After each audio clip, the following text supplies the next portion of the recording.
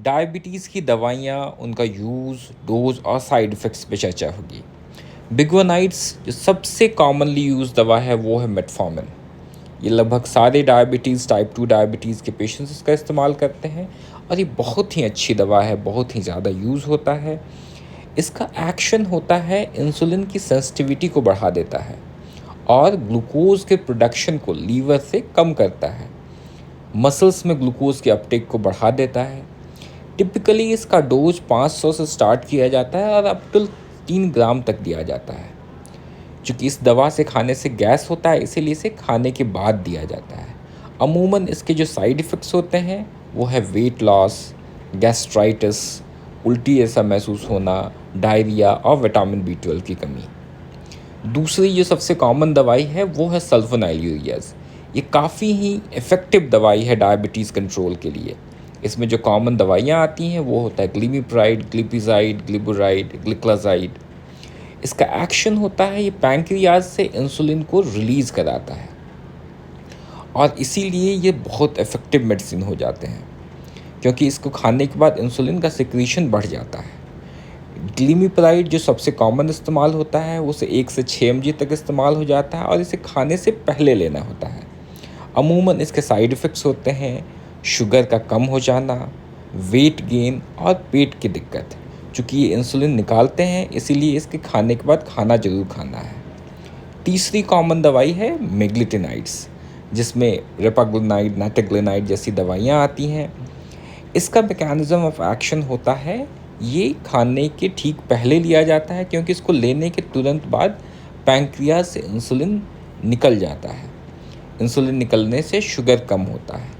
इसीलिए जो post prandial hyperglycaemia होता है, मतलब खाने के बाद अगर शुगर बढ़ता है, उसमें ये दवाइयाँ काफ़ी अच्छा काम करती हैं। इसे खाने से ठीक पहले लिया जाता है और अगर आप ये दवा ले लिए लेकिन खाना नहीं खाए तो शुगर कम भी होने का रिस्क रहता है। इससे भी वज़न बढ़ सकता है। तो ये मेग्लिटिनाइड्स अमूमन दूसरी दवाओं के कॉम्बिनेशंस में भी दिया जाता है। नेक्स्ट दवाई है थायज़ोलिडोन। ये बहुत पुरानी दवा है और इसमें जो सबसे कॉमनली यूज़ होता है वो है पायग्लिटिज़ोन। रोज़िग्लिटिज़ोन बस यूनाइटेड स्टेट्स में अवेलेबल है, लेकिन कार्डियक कंसर्न्स के चलते उसे इस्तेमाल नहीं किया जा रहा है। पायग्लिटिज़ोन यूज़ होता है और एक नया लोबिग्लिटिज़ोन भी अवेलेबल है। ये इंसुलिन सेंसिटिविटी को बढ़ाता है। इसे दिन में 1 या 2 बार लिया जा सकता है। इसके साइड इफ़ेक्ट्स होते हैं फ्लूइड रिटेंशन, पाँव में सूजन हो जाना। हार्ट के मरीजों और जिसे पेशाब के रास्ते खून आता है उन्हें ये दवा नहीं दी जाती है, लेकिन ये फैटी लीवर में भी बहुत अच्छा काम करता है। पायग्लिटिज़ोन का फैटी लीवर में काफ़ी अच्छा रोल है। अगला ग्रुप है जिसे कहते हैं अल्फ़ा ग्लूकोसिडेज इनहिबिटर्स, जिसमें एकार्बोज, वोग्लिबॉस और मिग्लिटॉल आता है। इसके मैकेनिज़्म ऑफ एक्शंस होते हैं ये डाइजेशन को स्लो कर देता है ताकि जो खाने में जो ग्लूकोज़ की मात्रा है उसके एब्जॉर्प्शन को रोके, और इसको ठीक खाने के फर्स्ट बाइट के साथ, पहले कौर के साथ इसे लेना चाहिए होता है। चूँकि ये दवाइयाँ ग्लूकोज के एब्जॉर्प्शन को रोकती हैं, इसीलिए पेट में हल्का ब्लोटिंग सेंसेशन हो सकता है, डायरिया या गैस बनने का हो सकता है। एकार्बोज, वोग्लिबोस का रेपाग्लिनाइड के साथ कॉम्बिनेशन की दवाइयाँ भी आती हैं। ये मेटफॉर्मिन और ग्लिमिप्राइड के कॉम्बिनेशन में भी दवाइयाँ आती हैं। ये अगला ग्रुप है DPP-4 इनहिबिटर्स का, जिसमें जो कॉमन दवाइयाँ आती हैं वो है सीटाग्लिप्टिन, विल्डाग्लिप्टिन, लीनाग्लिप्टिन और टेनलिग्लिप्टिन। ये काफ़ी इफ़ेक्टिव दवाइयाँ हैं जो कि इंक्रेटिन हार्मोन्स को बढ़ाती हैं और पैंक्रियाज से इंसुलिन का रिलीज़ कराती हैं। ये दवाइयाँ जो काफ़ी दिनों से मार्केट में है, जो कॉमनली जो सीटाग्लिप्टिन, विल्डाग्लिप्टिन जो दवाइयाँ हैं उसे सुबह शाम दिन में 2 बार भी दिया जाता है। लीनाग्लिप्टिन, टेनलिग्लिप्टिन को प्रेफरेबली दिन में 1 बार दिया जाता है।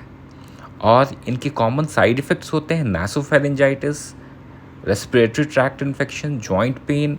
ये सब इसके साइड इफ़ेक्ट्स हो सकते हैं। ये दवाइयाँ खाने से पहले या खाने के बाद में भी ले सकते हैं।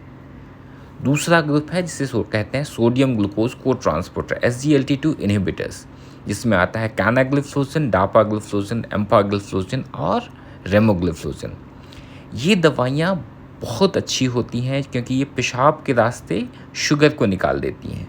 जितना एक्स्ट्रा शुगर होता है उसे पेशाब के रास्ते निकल जाता है, वापस से किडनी में रीअब्जॉर्ब नहीं होता है।